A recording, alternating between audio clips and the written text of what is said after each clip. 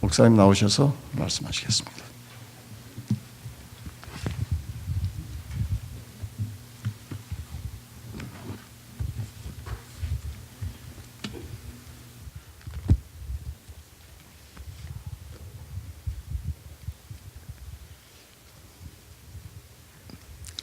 성도 여러분 안녕하셨습니까? 네. 오랜만에 오늘 날씨가 좋았죠? 네. 해를 보니 기뻤습니다. 요즘 성도님들이 감기들이 이렇게 많은 것 같은데 서로 감기 조심하시고 네, 그러시면 좋겠습니다. 우리 김진덕 집사님 이제 끝났나요? 네.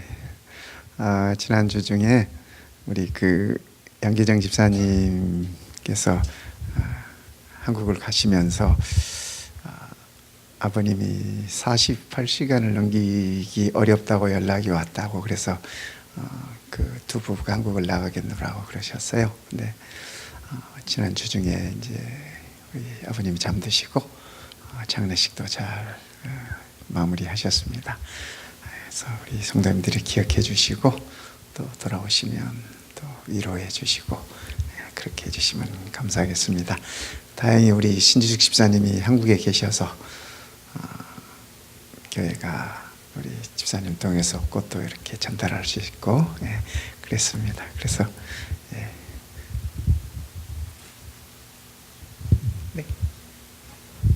가까이 네, 그랬습니다. 그래서 좀 감사했습니다. 오늘 이 안식일도 우리가 주님의 은혜 속에서 우리가 지금 찬양했던 것처럼 하늘의 평안이 우리 안에 이렇게 함께하기를 바라겠습니다. 우리 오늘 또 전도서 7장 우리 함께 보십시다.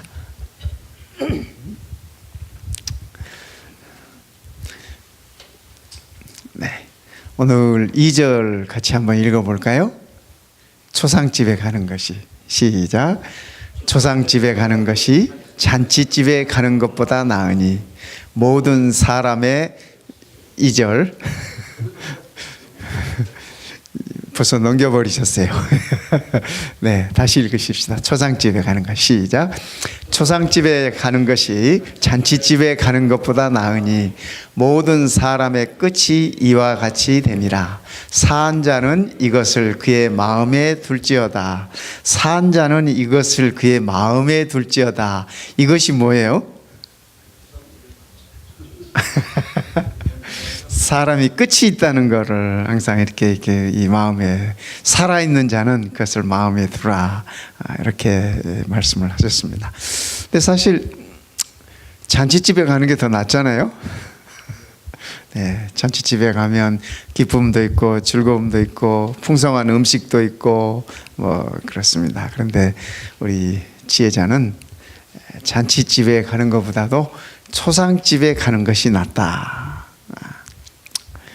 왜냐하면 초상집에 가면은 나도 이 끝이 있구나 하는 어떤 그 인식을 할 수 있기 때문에 그것이 더 낫다 이렇게 말씀하십니다. 그래서 어떤 그 삶에 대한 자각 이런 것들을 이렇게 인식할 수 있는 것이죠.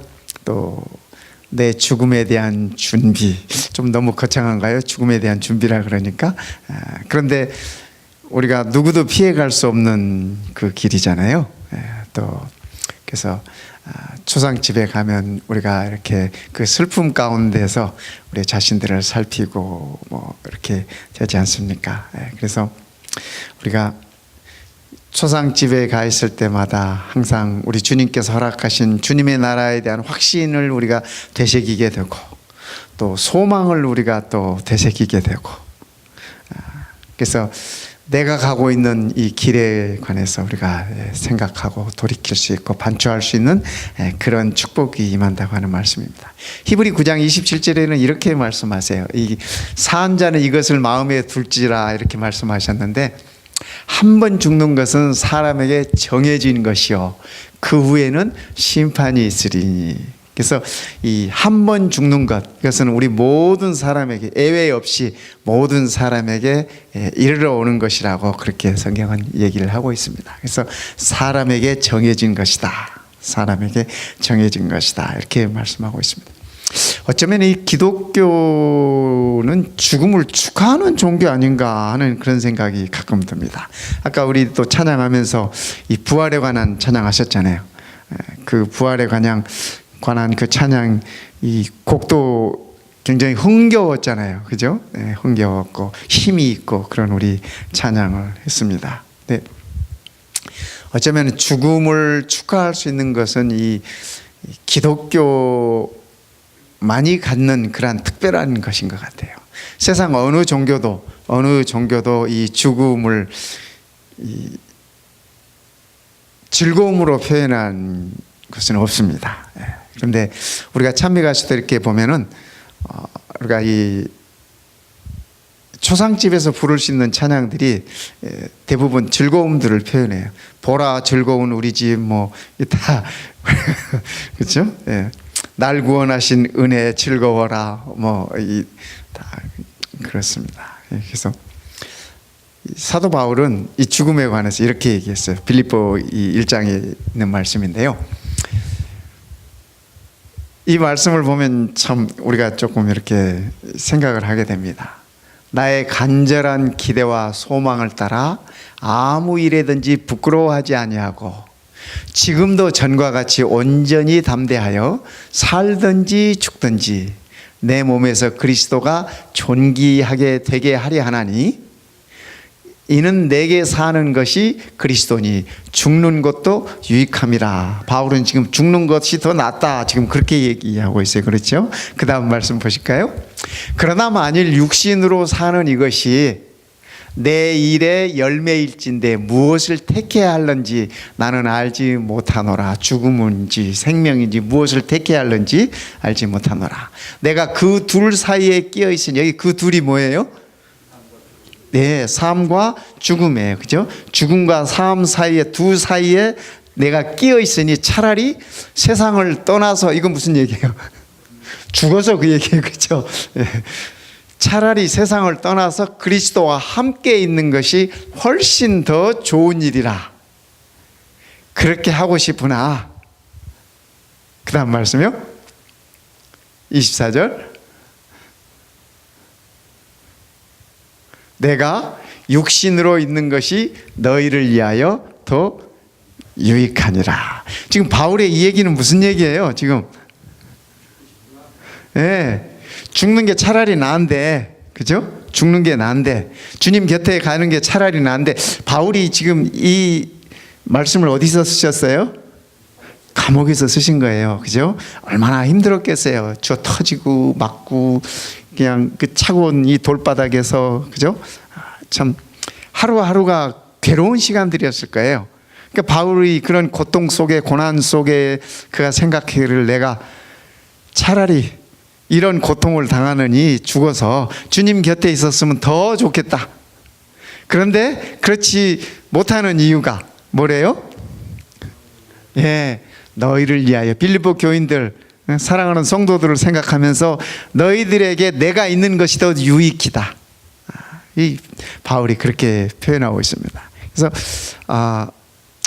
뭐 그렇다고 이렇게 바울이 이 죽음을 찬양하는 거 뭐 이런 건 아니에요. 이 본인의 지금 그런 상황 가운데서 여러 가지 핍박과 고난 가운데서 참 힘들지만은 그러나 성도들을 향하여 그가 이렇게 지금 이야기를 하고 있는 것입니다. 그래서 바울의 이 말씀 가운데서는 우리가 바울의 편지서들을 쭉 살펴보면은 죽음에 대한 어떤 두려움이나 이런 것들이 아니라, 그렇죠? 그리스도께서 예수님께서 복음으로 주신 그것에 대한 그런 확신과 그것에 대한 평안이 있습니다. 그래서 오늘 우리들에게도 이러한 것들이 있으면 참으로 좋겠습니다. 그래서 두 번째 다시 전도서 7장 3절로 가보겠습니다. 슬픔이 웃음보다 낫다라고 그렇게 표현하고 있습니다. 슬픔이 웃음보다 나음은 얼굴에 근심하는 것이 마음에 유익하기 때문이니라. 여러분 웃는 게 좋아요? 슬픈 게 좋아요? 우리는 웃는 게 좋아요. 웃는 게 좋아요. 그런데 지혜자는 슬픔이 웃음보다 낫다. 물론 이 말씀은 솔로몬이 어떤 웃음을 정죄하거나 뭐 이런 말씀이 아니에요. 그가 이렇게 그 웃을 때 웃으라고 잠언서에서 여러 번 반복해서 얘기하고 있습니다. 그래서 기쁨에 관해서 웃음에 관해서 이렇게 얘기하고 있지만 이 슬픔이 모두에게 찾아오는 그런 것들이지만 그 슬픔 가운데서 어떤 그 삶에 도움이 되는 것들을 찾고, 그죠? 그걸 이렇게 발견하라고 하는 그러한 의미로 말씀하고 있습니다. 우리가 이렇게 웃는 웃음 가운데도 여러 가지 웃음이 있잖아요. 우리 남을 비웃는 비웃음도 있고, 실없이 웃는 그런 웃음도 있고, 그죠? 또 뭐 이렇게 뒤에서 웃는 것도 있고, 뭐 이렇게 여러 가지 웃음들이죠. 진실이 담기지 않은 그런 웃음들도 있고. 근데 여기서 말하는 웃음들은 그런 웃음들을 얘기하는 것 같습니다. 또 우리가 살다 보면 억지로 웃어야 할 때도 있어요. 그죠? 웃음이 안 나오는데 이렇게 억지로 웃어야 할 때도 있어요. 네. 근데 또 웃음을 연습하는 것도 좋대요. 이거는 그 의학자들이 얘기해요. 억지로라도 웃으면 그게 도움이 된대요. 그래서 거울 앞에 서서 이렇게 웃는 연습을 해보래요. 그래서 거울 안에 있는 그 사람은 내가 웃으면 항상 따라 웃어요. 그래서 그러한 웃는 것을 연습을 해보라고 하는데, 이 전도자가 여기서 말하는 슬픔이라고 하는 것은 어떤 이 사람의 슬픔 가운데는 정직함이 있어요. 슬픔으로 뭘 이렇게 감추거나 그러기는 쉽지 않지 않습니까? 슬픔 가운데 정직함이 있고 진실이 있고 또 치유가 있어요. 치유가 있어요. 예를 들어서 뭐 상을 당해서 슬픔이 있거나 이런 분들에게 우리가 울지 말아라고 이렇게 얘기할 수가 없잖아요. 우리는, 그죠? 우리 예수님은 이렇게 아들을 잃어버리는 어머니에게 울지 말아라 이렇게 말씀하셨어요. 그분은 생명을 주실 수 있는 분이기 때문에, 생명의 주체이시기 때문에 그렇게 말할 수 있어요. 그런데 우리는 그렇게 말할 수 없을 것 같아요. 그죠? 네. 아버지를 잃어서 슬픈데, 또 남편을 잃어서 슬픈데 거기다 대고 울지 말아라. 그죠? 네. 그러니까 우리가 슬플 때는 실컷 우는 것도, 그것도 우리의 영혼을 정화시키는 것 같아요. 또 그 눈물을 통해서 치유가 일어나는 것 같습니다. 그래서 슬픔이 웃음보다 낫다라고 그렇게 얘기해요. 어떤 분은 그렇게 얘기했었어요. 눈물은 치료제다, 주님의 선물이다.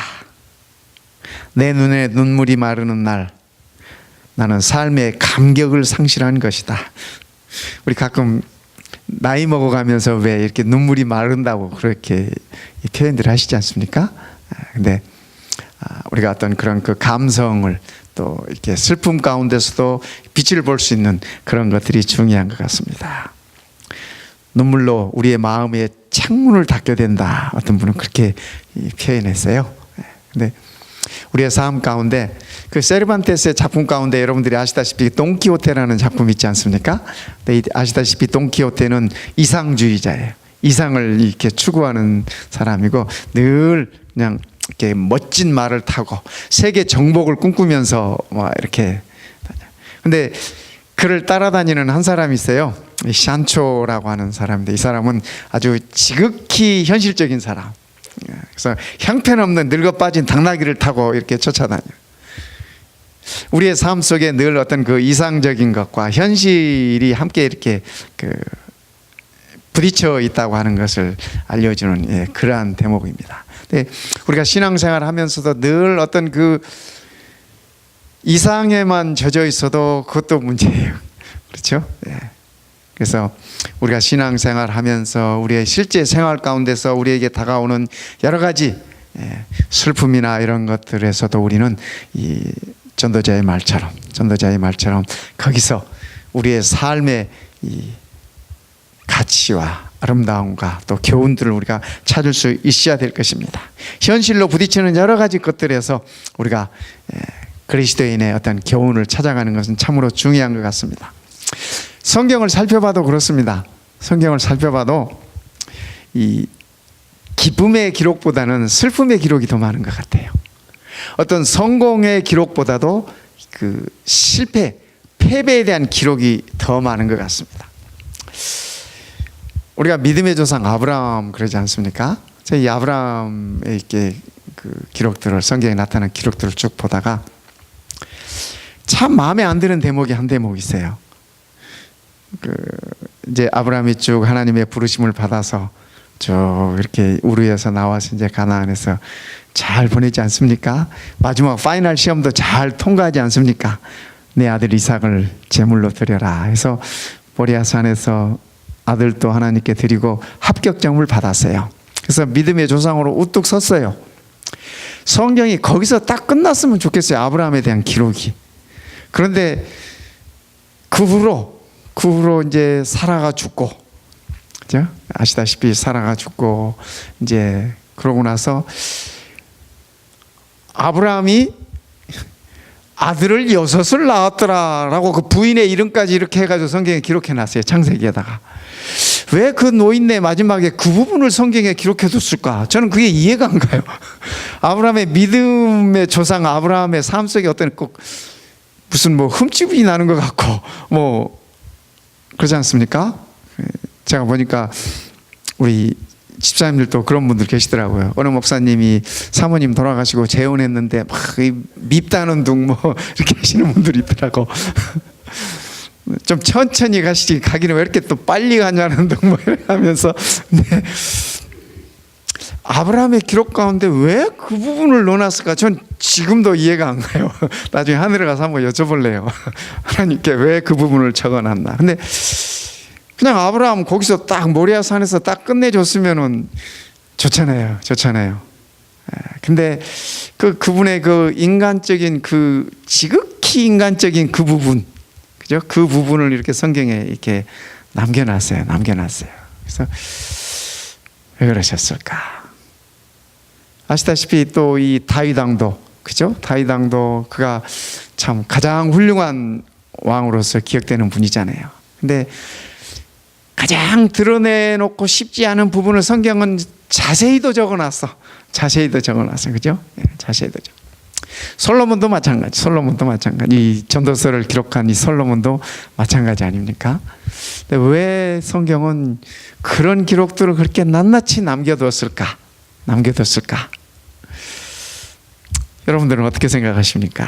예. 참 저는 이렇게 생각했습니다. 그런 것들을 이렇게 보면서 너도 실패할 수 있다. 하지만 실패의 순간에 절망하지 말아라. 그들도 성경에 나타나 있는 우리 믿음의 선조들도 하나님의 은혜를 붙들고 일어났단다. 그런 생각이 들었어요. 그래서 하나님께서 성경에 우리 믿음의 선조들 다 그들의 그 실패했던 기록들, 패배했던 기록들, 넘어져서 허우적거리던 모습들, 이런 것들을 성경에 낱낱이 이렇게 기록으로 남겨주시지 않았을까, 그렇게 생각을 해봤습니다. 숱하게 많은 슬픔의 얘기들 성경에 나타나 있는, 그렇죠? 그런 것들 속에서 우리들의 모습이 보이기도 하고, 우리도 주저앉지 말고 절망하지 말고 하나님의 은혜를 구하면서 하나님의 은혜 붙들고 일어나라고 우리들에게 성경을 그렇게 남겨주셨다고 저는 그렇게 생각해 봤습니다. 성경에 우리 예수님의 눈물에 관한 기록들도 있고, 또 자기 민족을 위한 에레미야의 눈물, 그 절절한 눈물에 관한 기록들도 있고, 다윗의 눈물도 있고, 그리고 우리들의 눈물도 있어요. 그렇죠? 우리가 다 이렇게 드러내놓고 얘기는 하지 않지만 가슴마다 다 나름대로의 눈물이 있지 않습니까? 그러나 우리가 슬픔이 웃음보다고 낫다고 하는 이 성경의 말씀에 비추어서 하나님의 은혜가 그 가운데도 우리와 함께 한다고 하는 사실을 기억하면 참으로 좋겠습니다. 그래서 우리가 하나님의 은혜 붙들고 함께 일어날 수 있으면 좋겠습니다. 6절에는 이렇게 얘기합니다. 6절 보겠습니다. 우매한 자들의 웃음소리는 솥 밑에서 가시나무가 타는 소리 같으니 이것도 헛되니라. 여러분이 솥 밑에서 가시나무 타는 소리 들어보셨습니까? 그죠? 이거 참 이 향수가 묻어나는 그런 정겨운 모습이에요. 그죠? 옛날에 이렇게 부엌이 다 이렇게 솥을 걸고 나무를 이렇게 뗐지 않습니까? 그죠? 근데 저희 어렸을 때 보면은 산이 다 멀겠어요. 왜냐하면 땔감으로 다 긁어다가 소나무 잎까지 다 긁어다가 뗐어요. 그죠? 소나무 잎들 아궁이에 이렇게 집어넣으면 그거 타는 소리가 타닥 타닥 타닥 그 타는 소리가 꽤 정겹습니다. 그런데 어리석은 자들의 웃음소리가 아궁이에서 타는 그 소리가 같다라고 이 솔로몬이 얘기를 했어요. 솔로몬이 이것을 어떻게 알았는지 모르겠어요, 왕이. 그죠? 뭐 이런 거 경험도 안 해봤을 텐데 아마 성령께서 가르쳐 주신 것이 아닌가 그렇게 생각을 해봅니다.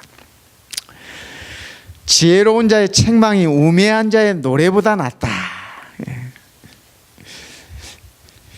여러분, 누가 저를 책망하면 기분이 좋아요, 나빠요? 기분이 나빠요. 예, 참 누구에게 책망받는 거 이거 참 쉬운 거 아니잖아요. 예. 그런데 우리는 또 책망은 또 잘해. 책망 받기는 이렇게 싫어하는데 책망은 잘해요. 그렇죠? 예. 근데 이 성경의 가르침이 지혜로운 사람의 책망을 듣는 것이 어리석은 자들의 노래를 듣는 것보다 낫다라고 그렇게 얘기를 합니다. 이 책망을 잘 듣는 것도 참 이렇게 소중한 것 같습니다. 여기 이 지혜로운 사람이라고 하는 것은 여러분이 솔로몬이 말하는 지혜의 근본이 누구를 말하는 거예요? 하나님을 가리키는 것이잖아요. 그래서 이 지혜로운 사람이라고 하는 것은 하나님의 사람의 책망을 듣는 그런 의미가 있습니다. 그래서 이 책망은 아무나 하면 안 돼. 아무나 하면 안 돼. 아무나 하면. 정말 사랑하는 사람만이 책망할 수 있는 자예요. 사랑 없이 책망하면은 피차의 상처만 남아요. 피차의 상처만 남아요. 근데 우리가 가끔 그런 우를 많이 이렇게 범하지 않습니까? 그래서 조금 부족하다 싶은 사람들, 조금 안 됐다 싶은 사람들, 참 우리는 참 용감하게 쉽게 책망을 합니다. 쉽게 책망하고 그러는데 자칫 그 책망이 책망하는 내게도, 책망을 받는 그에게도 상처를 남겨주는 그런 것들이 참 많습니다. 그래서 정말 사랑이 아니면, 정말 그를 아끼고 사랑하는 마음이 아니면 함부로 책망하지 말라고 하는 것이 성경의 가르침입니다. 사랑으로 하는 책망, 또 그 사랑으로 하는 그 책망을 받는 것, 이것이 소중한 것입니다. 이 잠언 9장 8절 7절에 솔로몬이 이렇게 얘기했어요. 자, 거만한 자를 징계하는 자는 도리어 능욕을 받고 악인을 책망하는 자는 도리어 흠이 잡히느니라. 그러니까 그렇죠? 우리가 이게 자칫 잘못 책망을 하면 내가 흠이 잡힌다고 하는 얘기. 거만한 자를 책망하지 말아라. 여기 거만하다고 하는 것은 이렇게 오만한 거, 교만한 거, 책망받을 준비가 돼 있지 않는 사람을 얘기하는 거예요. 그렇죠? 거만한 자를 책망하지 말아라. 그가 너를 미워할까 두려우니라. 여기 뭐래요? 지혜 있는 자를 책망하라. 그가 너를 사랑하리라. 그러니까 우리가 이 책망도 가려가면서 해야 될 것 같아요. 그죠? 오만한 자를 책망하지 말고 누구를 책망해요? 책망할 일 있으면 지혜로운 자. 그 책망을 받아들일 수 있는 자인지, 내가 정말 그 사람에 대한 사랑으로 가득 찬 것인지, 그걸 살피면서 책망하라고 하는 그런 얘기입니다. 참 우리들에게 커다란 가르침을 주는 그런 말씀이 아닌가 그렇게 생각을 해봅니다. 참 우리가 그죠? 남을 이렇게 비방하거나 비난하거나 책망하는 일엔 참 우리가 빨라요. 내가 책망받는 일에 있어서는 굉장히 우리가 느리고 감당이 잘 안 되지만, 그렇죠? 그 반대로 또 우리는 책망하는 일에 상당히 빨라요. 네, 오늘 이 지혜자의 가르침은 그 책망을 지혜로 받아들일 수 있는 사람이라면 책망을 해라. 그가 너를 사랑할 것이다. 그러나 받아들일 준비가 되어 있지 않은 오만한 자에게는 책망을 하지 말아라. 그가 너를 미워할 것이다. 이렇게 가르쳐주고 있습니다. 어떤 분은 그렇게 말씀하셨어요. 이 스승의 책망은 훈계요, 남의 책망은 비난이고, 내가 나를 책망하는 것은 회개이고, 하나님의 책망은 심판이다. 그렇게 말씀하셨어요. 네. 제가 이 글을 보면서 그렇게 생각했습니다. 그래, 책망은 내가 나한테나 해야 되겠다 하는 생각을 가져봤습니다. 그것이 회개라고 이분은 그렇게 표현을 하셨어요. 그렇죠? 내가 나를 책망할 수 있다면, 말씀에 비추어 봤을 때 내가 나를 책망할 수 있다면, 그 책망을 받아들일 수 있다면. 8절에는 이렇게 말씀하십니다. 이 일의 끝이 시작보다 낫다. 이 일의 끝이 시작보다 낫고 참는 마음이 교만한 마음보다 나으니라. 우리는 시작을 거창하게 하잖아요. 그렇죠? 끝보다는 시작을 거창하게. 그래서 어쩌면 우리 백성들은 시작을 더 중요시하는 그러한 백성인 것 같습니다. 성경은 말씀하시기를 그래도 시작은 미미해도 끝은 창대하리라고 그렇게 얘기를 합니다. 우리 한국 사람들은 큰 거 좋아하잖아요. 그래서 우리나라 이름도 대한민국이에요. 대한민국. 나라의 지도자도 우리는 대통령이라고 부르잖아요. 근데 중국 사람들은 대통령이라고 안 하더라고요. 통령이라고 그러더라고요. 통령. 그래서 제가 참 재밌었어요. 그 사람들은 나라도 엄청 크잖아요. 근데 나라 이름은 뭐예요? 중국이야. 가운데 중자잖아요. 중국이야. 나라는 엄청 큰데. 그러니까 커서 그렇게 여유가 있는 건지, 우리는 적어서 큰 것에 대한 그렇게 이렇게 열망이 있는지 모르겠어요. 뭐 이렇게 제가 다니던 대학의 옆에 그 수영장이 있잖아요. 요즘도 거기 있는지 모르겠어요. 태릉 그 국제 수영장인데 이름이 국제 수영장이에요. 국제 수영장. 성경에 하나님의 나라를 얘기하면서는요, 다 적은 것에다 비유했어요. 적은 것이다. 우리는 이렇게 큰 것이다 이렇게 하는데, 하나님 나라는 이 작은 겨자씨와 같으니 그렇게 표현하시잖아요. 예수님 가르친 가운데서도. 겨자씨 보셨어요? 겨자씨 보셨어요? 겨자씨가 우리가 먹는 참깨보다 더 적어요. 참깨 한 알보다 더 적습니다. 그 겨자씨 한 알이요. 예수님께서 천국을 그 겨자씨에다 비유하셨잖아요. 근데 그 겨자씨가 땅에 떨어져서 싹이 나고 거기서 생명이 나오면, 그렇죠? 큰 나무를 이루어요. 나무를 이루고 새들도 그 겨자나무에 깃들기를 좋아합니다. 이게.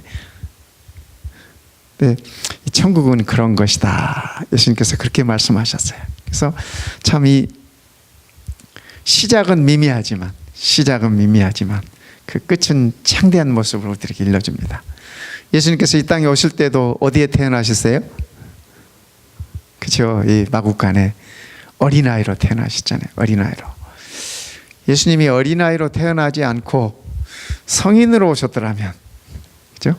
성인으로 오셨더라면 그 백성들이 예수님을 어떻게 잘 영접하지 않았을까?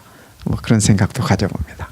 예수님의 시작도, 우리의 구원을 위한, 우리의 구속을 위한 그분의 시작도 아주 미미하기 짝이 없었습니다.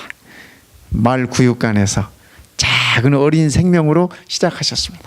그러나 그분은 이 땅에서 그분의 소명을 완수하시고 십자가에서 우리의 구속을 완성시키시고 부활하시고 승천하셔서 이제는 영광스러운 모습으로 우리들에게 나타나실 것입니다. 그래서 제자들에게도 말씀하실 때 너희는 사람 낚는 어부다. 사람 낚는 어부다. 참 미미한 보잘것없는 그런 모습으로 이렇게 얘기를 했습니다.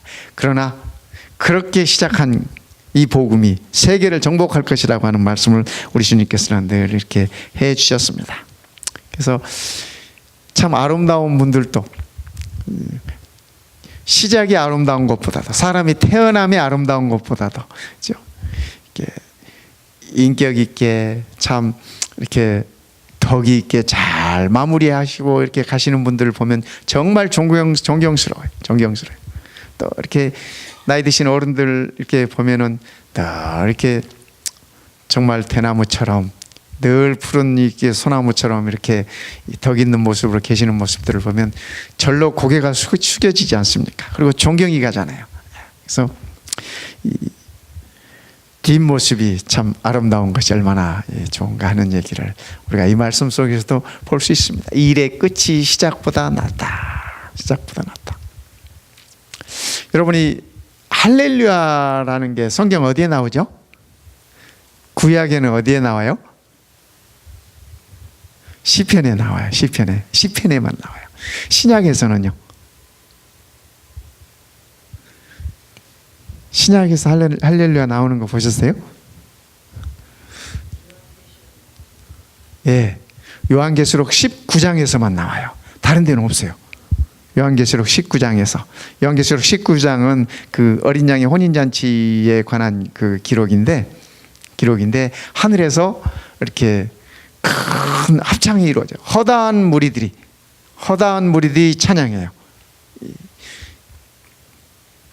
그 다음에 허다한 무리들이 찬양한 다음에 그 다음에 이제 그 24장로들이 또 할렐루야 찬양을 해요. 그러니까 이거는 중창이 이렇게 소합창이네, 그죠? 허다한 무리들은 대합창. 그 다음에 이 네 생물들이 할렐루야 찬양을 해요. 사중창. 그 다음에 다시 허다한 무리들이 이 할렐루야 찬양을 이렇게 합니다. 그래서 어린 양의 그 이 위엄과 영광과 이런 것들을 찬양을 해요. 근데 우리가 크리스마스 때나 이럴 때 가끔 이렇게 할렐루야 찬양을 하지 않습니까? 이 핸델의 메시아 가운데도 보면 뭐 이렇게 세 파트로 나눠졌어요. 그래서 구약 두 파트, 신약 한 파트 이렇게 이 구성이 되어 있는데 구약이 끝나는 제2단원이 끝나는 그 마지막 곡으로 그 이 할렐루야 이 찬양이 들어가 있어요.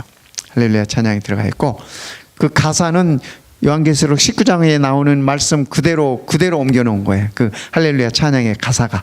그래서 그다음에 이 메시아의 마지막 끝곡은 죽임을 당하신 어린 양하고 아멘송으로 이 핸델의 메시아가 끝이 나요. 그러니까 이 핸델이 이렇게 그 만든 그 메시아라는 곡도 처음에는 이렇게 미미하게 시작합니다. 미미하게 시작해요. 그러나 그 곡이 끝날 때는 우리가 다 알다시피, 그죠? 일어서지 않고는 이렇게 견디지 못하는 그런 이 벅찬 감격과 그런 모습으로 정말 멋진 이 피날레를 하지 않습니까? 요한계시록도 그런 책인 것 같아요. 요한계시록 19장에서도 그 얘기하고 있는 거예요. 성도들의 싸움이 이 긴 싸움에서 정말 이 긴 싸움을 면면히 이어왔지만은 그러나 그리스도께서 나타나시는 그날 그 대단원의 이 죄가 있게 마무리되는 그 대단원의 막을 내릴 때 그 영광스러운 온 하늘의 허다한 무리들이 찬양하고 구원받은 무리들이 찬양하고, 그죠? 모두가 함께 찬양하는 그런 모습을 보여줍니다. 그래서 이 할렐루야 주 우리 하나님 곧 전능하신 이가 통치하시도다. 사단의 통치가 끝나는 거예요.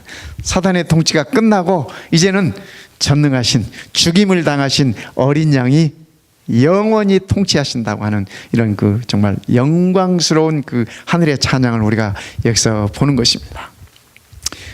그래서 정말 이 기독교적인 삶이라고 하는 게, 그죠? 이 기독교는 종말론적인 종교예요. 종말론적인 종교.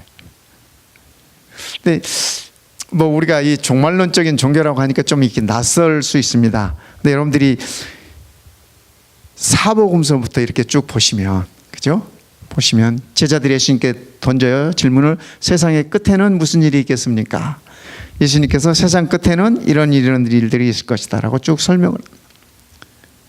예수님의 가르침을 받았던 그 제자들이 복음서를 기록하거나 아니면 편지서들을 기록하면서도 항상 이렇게 정말로 형제들아, 마지막이 가까웠으니 계속 그들의 이 현실 가운데서 마지막이라는 생각으로 이렇게 글들을, 성경들을 쓰고 남기고 또 그런 모습으로 예수님을 기다리고 했던 것들을 우리가 성경에서 확인할 수 있습니다. 그러니까 우리 그리스도인들이, 기독교인들이 살아가는 삶의 자세가 그렇다고 하는 것을 우리들에게 일러주고 있는 것이죠. 뭐 종말에 일어날 어떤 사건들에 우리들의 그 이렇게 포커스를 맞춰서 이렇게 그렇게 하라고 하는 것이 아니라, 그렇죠?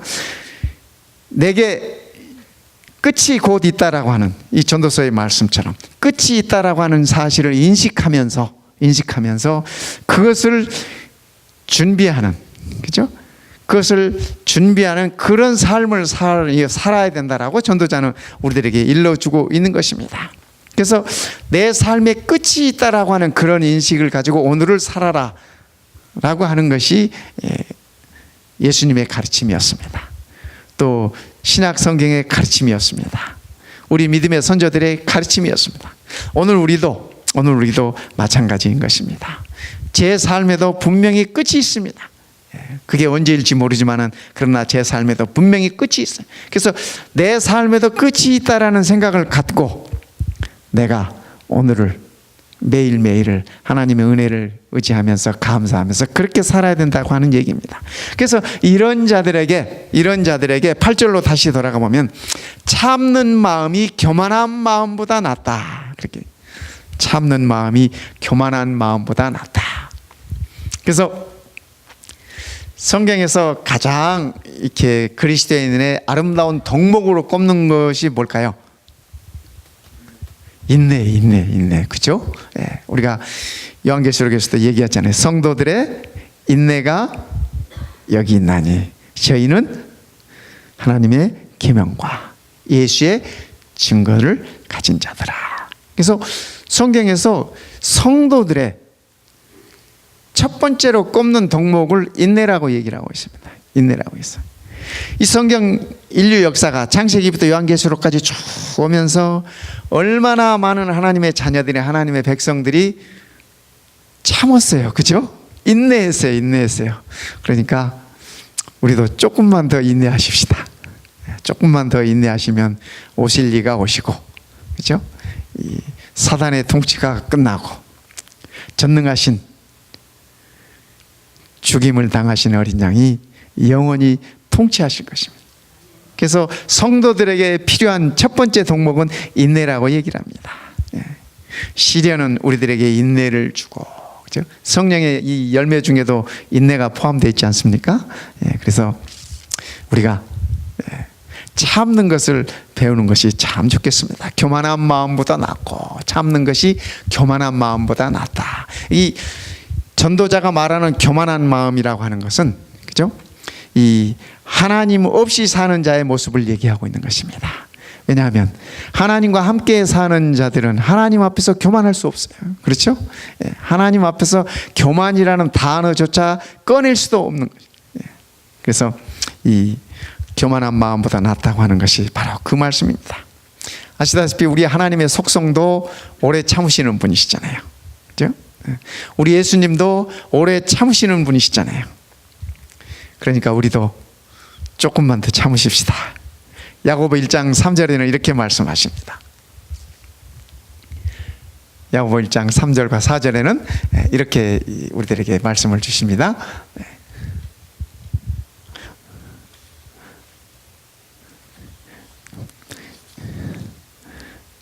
야고보서 1장 3절 4절.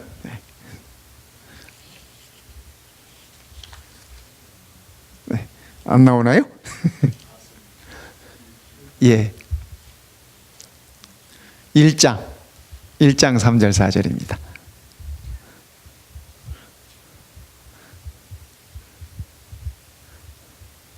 예. 함께 읽어볼까요? 이는 너희의 믿음의 시작. 이는 너희 믿음의 시련이 인내를 만들어내는 줄 너희가 알미라. 인내를 온전히 이루라. 이는 너희로 온전하고 구비하여 조금도 부족함이 없게 하려 함이라. 네. 오늘 우리들에게 믿음의 시련이 우리에게 인내를 만들어내준다. 그래서 그 인내를 통해서 그 인내가, 그죠? 우리가 조금 더 참고 조금 더 참을 때 우리로 온전하고 구비하여 조금도 부족함이 없게 하려 함이라. 하나님께서 우리를, 인내하는 우리를 부족함 없이 해주시겠다고 하는 이 약속의 말씀입니다. 그래서 우리가 성도로서 인내하는 것이, 참는 것이 오만한 자보다 낫다라고 하는 그 말씀을 기억하시면서 우리가 전도자의 말씀을 통해서 우리가 무엇이 더 나은 것인지 우리가 한번 이렇게 쭉 살펴봤습니다. 우리가 이 말씀을 생각하면서 432장 우리 찬양하시겠습니다. 어두운 곳 후에 빛이 오며 하는 찬양입니다.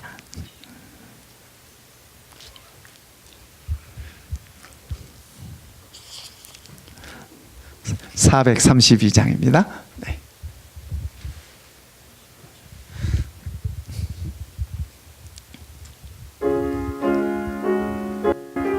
우리 다 함께 일어나서 찬양하십시다.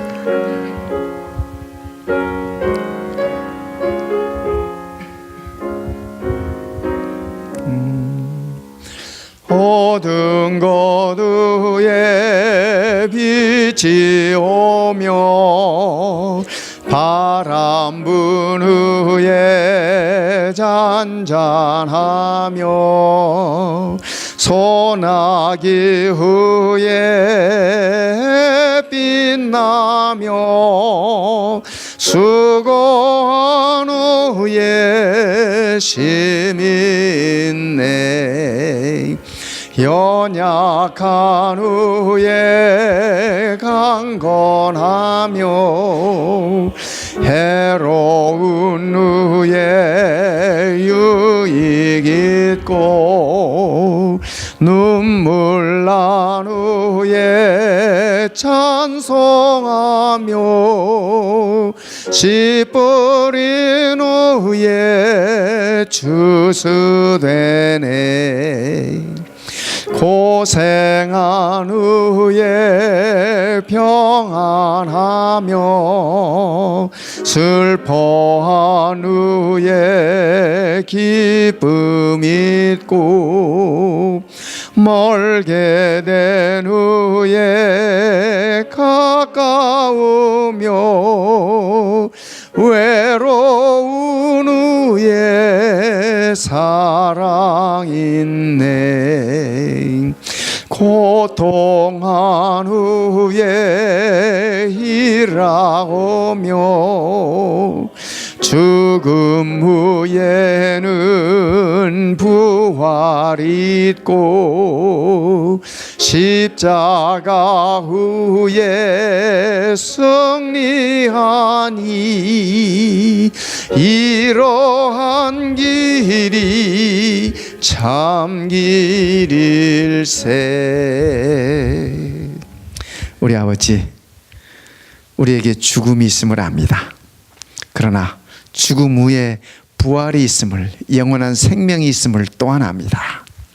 우리에게 십자가가 있음을 압니다. 그러나 십자가 후에 영원한 승리가 있음을 우리가 또한 압니다. 이러한 길이 참 신앙의 길이요 참된 길이라고 말씀하십니다.